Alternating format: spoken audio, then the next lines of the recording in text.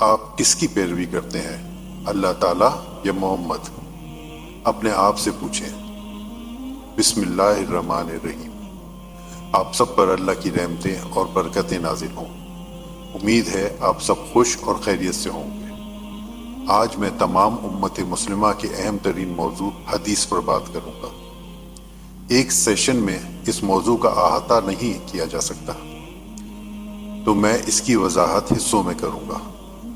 ایک بہت اہم بات، چونکہ یہ امت مسلمہ کے لیے بہت حساس معاملہ ہے، میں آپ سے چاہوں گا کہ آپ شروع سے سنیں، کیونکہ ہر لفظ اس اہم معاملے کو سمجھنے کا تسلسل ہے۔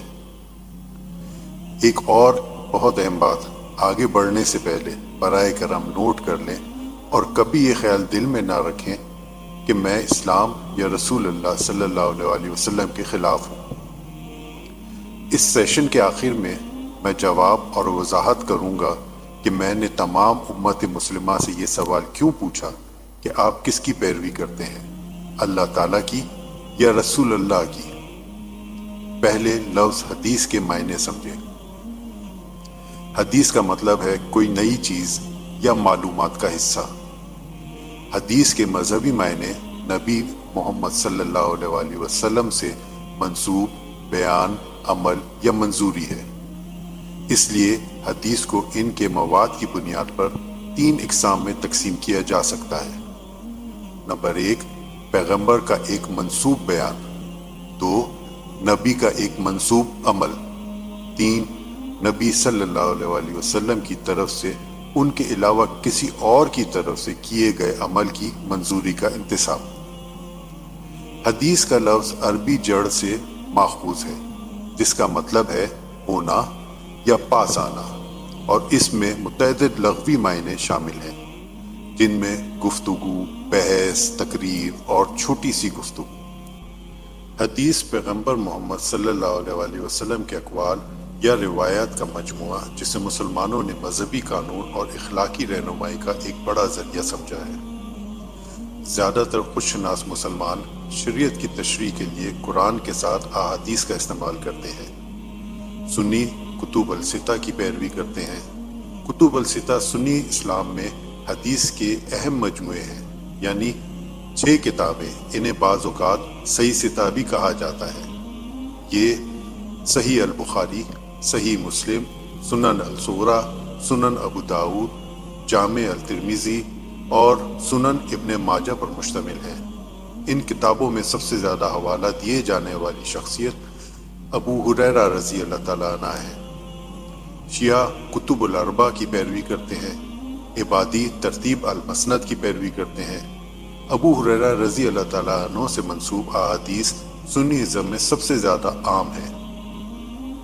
مسلمانوں کے لیے احادیث ان ذرائع میں سے ہیں جن کے ذریعے وہ نبی صلی اللہ علیہ وسلم اور ان کی امت مسلمہ کے عمل کو سمجھتے ہیں۔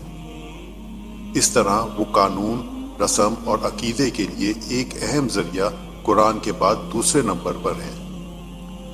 حدیث اسلامی تعلیم اور ثقافتی پیداوار کے مختلف شعبوں سے بھی آگاہ کرتی ہے، بشمول تاریخ، الہیات، صوفی ازم، ادب، شاعری اور بلیس لیٹرز۔ امید ہے کہ آپ نے حدیث کا مفہوم اور مطلب سمجھ لیا ہوگا۔ اگر آپ کے پاس کوئی سوال ہے یا کچھ واضح نہیں ہے تو نیچے کمنٹ سیکشن میں پوچھ سکتے ہیں۔ اس پہلے حصے کو میں شروع کروں گا منافقین کی بہت اہم تعریف سے، اور وہ کون ہیں، کیونکہ یہ امت مسلمہ کو تباہ کرنے کے اصل ماسٹر مائنڈ ہیں۔ اب میں اس سیشن میں جن موضوعات پر بات کرنے جا رہا ہوں وہ یہ ہیں۔ نمبر 1، منافق کی تعریف اور وہ کون ہے۔ 2، قرآن کے برعکس حدیث کوئی آسمانی وحی نہیں ہے۔ 3، حدیث کا مجموعہ اور یہ کب شروع ہوا۔ 4، نبی کریم صلی اللہ علیہ وسلم کی طرف سے قرآن کی تفسیر اور آج کی سائنس اور ٹیکنالوجی۔ نمبر 1، منافق کی تعریف اور وہ کون ہے۔ منافق ایسے کام کرتے ہیں جیسے وہ دوسروں سے زیادہ نیک ہوں۔ وہ یقین رکھتے ہیں کہ وہ بے گناہ ہیں، کچھ ایسا ہونے کا دکھاوا کرتے ہیں جو وہ نہیں ہے، تاہم حقائق بتاتے ہیں کہ ان لوگوں کی شناخت اب بھی کی جا سکتی ہے۔ ایک، منافق انسانوں کی بنائی ہوئی روایات اور قوانین پر توجہ دیتے ہیں۔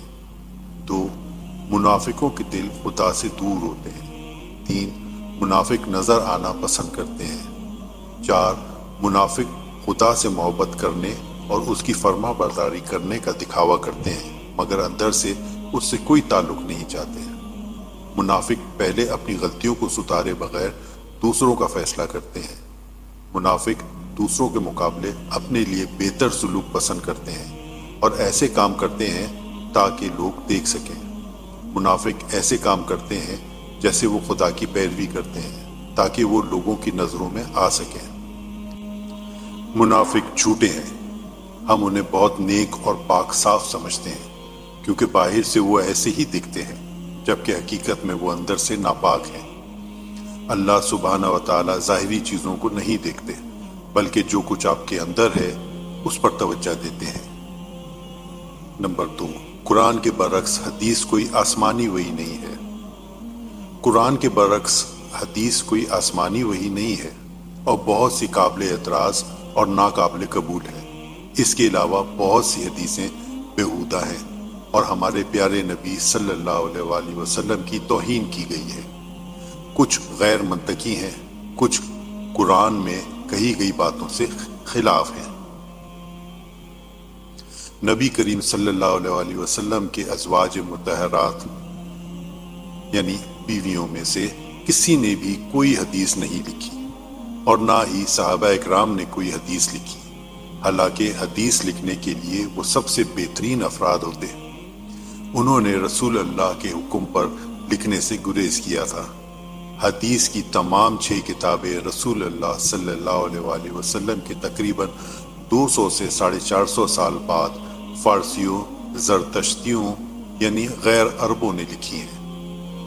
قرآن بھی واضح ہے کہ قرآن ہدایت کے لیے کافی ہے اور کچھ ضروری نہیں۔ سورہ کہف آیت نمبر 27۔ تمہارے رب کی کتاب سے جو کچھ تم پر نازل کیا گیا ہے اسے پڑھو، اس کے کلام کو کوئی نہیں بدل سکتا اور نہ ہی اس کے سوا تم کو کوئی پناہ مل سکتی ہے۔ سب سے بری بات یہ ہے کہ جب مختلف احادیث قرآن سے متصادم ہوں۔ میں نے بہت سے خود ساختہ مسلمان دیکھے ہیں جو قرآن کے مندرجات اور اس کی تعلیمات اور اسلام کی تاریخ کے بارے میں خطرناک حد تک لا علمی کا مظاہرہ کرتے ہیں۔ احادیث کی اہمیت اور اصل کے ارد گرد ایک پورا افسانہ پروان چڑھا ہے۔ مبینہ طور پر مسلمانوں کے بہت سے طریقوں کا قرآن میں ذکر تک نہیں ہے، وہ احادیث سے آتے ہیں۔ مولاناؤں کو غیر معمولی طاقت اور وقار دیا جاتا ہے جبکہ اسلام میں ایسا کچھ نہیں ہے، اور ان ملاؤں نے ناواقف مسلم عوام کو بیوقوف اور ان کے دماغوں کو معوف بنا کر رکھا ہے، جن کے پاس عام طور پر اپنی تشریحات اور ایجنڈے ہوتے ہیں۔ یہ کوئی تعجب کی بات نہیں ہے کہ مسلمانوں کو عام طور پر پورے قرآن کو اس زبان میں پڑھنے کی ترغیب نہیں دی جاتی جو وہ سمجھتے ہیں۔ لوگوں کی سوچ کو قابو میں رکھنے کے لیے مختلف قسم کے بہانے بشمول ترجمے وغیرہ کے مسائل استعمال کیے جاتے ہیں۔ مطابقت کو مختلف طریقوں سے نافذ کیا جاتا ہے۔ انشاءاللہ اپنی اگلی نشست میں بخاری کے مجموعے میں سے چند قابل اعتراض احادیث پر بحث کروں گا۔ اب نمبر 3، حدیثوں کو ترتیب دینا۔ محمد صلی اللہ علیہ وآلہ وسلم کی وفات کے بعد 8ویں اور 9ویں صدیوں کے دوران حدیثوں کو زبانی سے تحریری طور پر جانچا اور بڑے مجموعے میں جمع کیا گیا، جو کہ خلافت راشدین کے دور کے اختتام کے بعد، جہاں سے محمد صلی اللہ علیہ وآلہ وسلم 1000 کلومیٹر یا 600 میل سے زیادہ کے فاصلے پر رہتے تھے۔ کہا جاتا ہے کہ بخاری نے تقریباً 6,60,000 حدیثیں جمع کی، جن میں سے تقریباً 7,000 حدیثوں کو صحیح قرار دیا گیا۔ ایک کمیٹی کے ذریعے جمع کرنا، لکھنا، چھان بین کرنا، درجہ بندی کرنا، فیصلہ کرنا کہ مستند ہے یا نہیں، ایک بہت بڑا کام ہے۔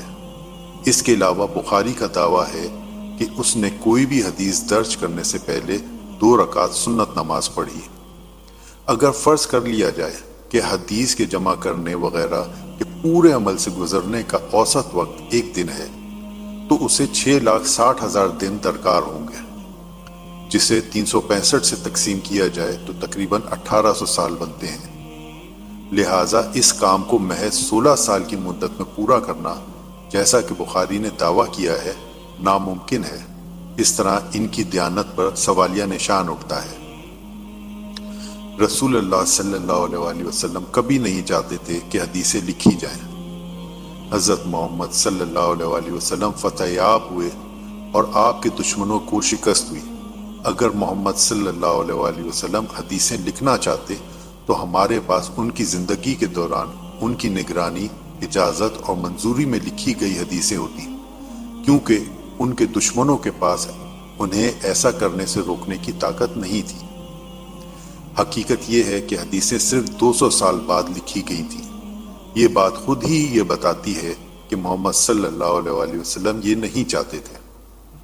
اللہ سبحانہ و تعالیٰ نے محمد صلی اللہ علیہ وسلم پر وحی کی کہ ان کے ارد گرد ایسے منافق ہیں جنہیں محمد نہیں جانتے۔ سورہ توبہ آیت نمبر 101۔ آپ کے ارد گرد کے خانہ بدوشوں میں سے کچھ مومنین منافق ہیں اور کچھ اہل مدینہ بھی، انہیں منافقت پر عبور حاصل ہے۔ اے نبی، وہ آپ کو معلوم نہیں ہے، وہ ہمیں معلوم ہے۔ ہم ان کو اس دنیا میں دوہرا عذاب دیں گے، پھر وہ اپنے رب کی طرف زبردست عذاب کے لیے لوٹائے جائیں گے۔ حضرت محمد صلی اللہ علیہ وسلم کو اللہ تعالیٰ نے اپنے پیغام کو پھیلانے کا حکم دیا تھا۔ اللہ کے پیغام کو پھیلانے کے لیے ضروری اقدامات میں سے ایک یہ ہے کہ وہ لکھی جائیں، جو اللہ تعالیٰ نے نازل کیا ہے۔ یہ ایک بہت اہم قدم ہے، کیونکہ آپ اپنے ارد گرد کے منافقین سے یہ توقع نہیں کریں گے کہ وہ آرام سے بیٹھیں اور کچھ نہ کریں۔ وہ منافقین ہمیشہ خدا کے نازل کردہ چیزوں کو موڑنے، بدلنے، الجھانے اور اس سے ہٹانے کی کوشش کریں گے، اور وہ آپ کے پیٹھ کے پیچھے ایسا کرتے ہیں۔ حقیقت یہ ہے کہ حدیثیں صرف 200 سال بعد لکھی گئیں خود ہی بولتی ہیں کہ محمد صلی اللہ علیہ وسلم یہ نہیں چاہتے تھے۔ اب غور کریں کہ اگر محمد صلی اللہ علیہ وسلم اپنے ارد گرد کے منافقوں کو نہیں جانتے تھے، اپنے اصحاب سے براہ راست بات چیت کے باوجود ہم امام بخاری، امام مسلم وغیرہ سے توقع نہیں رکھ سکتے، جو 200 سال بعد پیدا ہوئے، اور انہوں نے نبی کے صحابہ کے ساتھ کبھی براہ راست بات چیت بھی نہیں کی، تاکہ یہ معلوم ہو سکے کہ کون سی راوی منافق ہیں اور کون سچے مومن تھے۔ اب نمبر 4، حضرت محمد صلی اللہ علیہ وسلم کی طرف سے قرآن کی تشریح اور آج کی سائنس اور ٹیکنالوجی۔ حضرت محمد صلی اللہ علیہ وسلم کی قرآن کی ذاتی تشریح اپنے دور کی سائنس اور علم تک محدود ہے، اور وہ اس سے پوری طرح واقف تھے، اس لیے وہ نہیں چاہتے تھے کہ حدیثیں لکھی جائیں۔ دونوں ادوار کی تشریح کی چند مثالیں۔ سورہ انبیاء آیت نمبر 30، اللہ تعالیٰ قرآن میں فرماتے ہیں، کیا کافروں کو یہ نہیں معلوم کہ آسمان اور زمین ایک زمانے میں ایک تھے، پھر ہم نے ان کو پھاڑ دیا، اور ہم نے ہر جاندار چیز کو پانی سے پیدا کیا، تو کیا وہ ایمان نہیں لائیں گے؟ بگ بینگ تھیوری کا علم حضرت محمد صلی اللہ علیہ وسلم کے زمانے میں نہیں تھا، لہٰذا حضرت محمد صلی اللہ علیہ وسلم کی مذکورہ آیت کی تشریح اپنے دور میں ہمارے دور کی تشریح سے مختلف ہوگی۔ سورہ ذاریات آیت نمبر 47، ہم نے کائنات کو بڑی طاقت سے بنایا اور ہم یقیناً اسے پھیلا رہے ہیں۔ نبی کریم صلی اللہ علیہ وسلم کے دور میں ہبل ٹیلیسکوپ نہیں تھا، لہٰذا مذکورہ آیت کی تشریح ہمارے دور کی تشریح سے مختلف ہوگی۔ سورہ نبا آیت نمبر 6 اور 7، کیا ہم نے زمین کو بستر کی طرح ہموار نہیں کیا اور پہاڑوں کو کھوٹے میخے جیسا بنا دیا؟ ہم اپنے دور میں جیولوجی کی ترقی کی وجہ سے اس آیت کو بہتر طور پر سمجھ سکتے ہیں، لیکن نبی کریم صلی اللہ علیہ وسلم کے دور میں مذکورہ آیت کی تشریح ہمارے نسبت مختلف ہوگی۔ اس کے علاوہ اور بھی بہت سی آیات ہیں جنہیں ہمارے دور میں نبی کریم صلی اللہ علیہ وآلہ وسلم کے دور کے مقابلے میں سائنس اور ٹیکنالوجی کی ترقی کی وجہ سے ہمیں بہتر طور پر سمجھنے کی آسائش حاصل ہے۔ اللہ کے فضل سے ایک نبی میں کتاب، حکمت اور نبوت کی خصوصیات ہوتی ہیں۔ سورہ آل عمران آیت نمبر 79۔ جس شخص کو اللہ نے کتاب، حکمت اور نبوت سے نوازا ہو، اس کے لیے یہ مناسب نہیں کہ وہ لوگوں سے کہے کہ اللہ کو چھوڑ کر میری عبادت کرو، بلکہ وہ کہے گا کہ صرف اپنے رب کی عبادت میں مشغول رہو۔ جو کچھ تم کلام میں پڑھتے ہو اور جو سکھاتے ہو اس کی وجہ سے۔ لہٰذا رسول اللہ صلی اللہ علیہ وآلہ وسلم نہیں چاہتے تھے کہ حدیثیں لکھی جائیں، اس کے بجائے وہ چاہتے تھے کہ لوگ قرآن کا مطالعہ کر کے اور قرآن کے علم کو پھیلا کر خدا کے بندے بن جائیں۔ یہاں صحیح مسلم کی ہی ایک حدیث ہے جس پر آپ غور کر سکتے ہیں۔ حوالہ صحیح مسلم 3004۔ مجھ سے سنی ہوئی باتیں مت لکھو، جس نے قرآن مجید کے ساتھ اس کے علاوہ میری کوئی بات یعنی حدیث لکھی وہ اس کو مٹا دے، البتہ میری حدیث یاد رکھ کر آگے بیان کرو، اس میں کوئی حرج نہیں۔ اور جس نے مجھ پر حمام نے کہا میرا خیال ہے کہ انہوں نے زید بن اسلم نے کہا جان بوجھ کر جھوٹ باندھا، وہ اپنا ٹھکانہ جہنم میں بنا لے۔ مجھے امید ہے کہ آپ اس سیشن کے موضوعات کو سمجھ گئے ہوں گے۔ اگر آپ کے ذہن میں کوئی سوال ہے یا کچھ واضح نہیں ہے تو نیچے کمنٹ سیکشن میں پوچھ لیں، انشاءاللہ میں الگ سے سوال جواب سیشن میں ان کا جواب دینے کی پوری کوشش کروں گا۔ اب شروع میں نے ایک سوال کیا تھا کہ آپ کس کی پیروی کرتے ہیں، اللہ سبحانہ و تعالیٰ کی یا رسول اللہ صلی اللہ علیہ وآلہ وسلم کی؟ یہ سوال پوچھنے کی وجہ یہ ہے کہ امت مسلمہ کی اکثریت زیادہ تر احادیث کو فالو کر کے نبی کریم صلی اللہ علیہ وآلہ وسلم کی پیروی کر رہے ہیں۔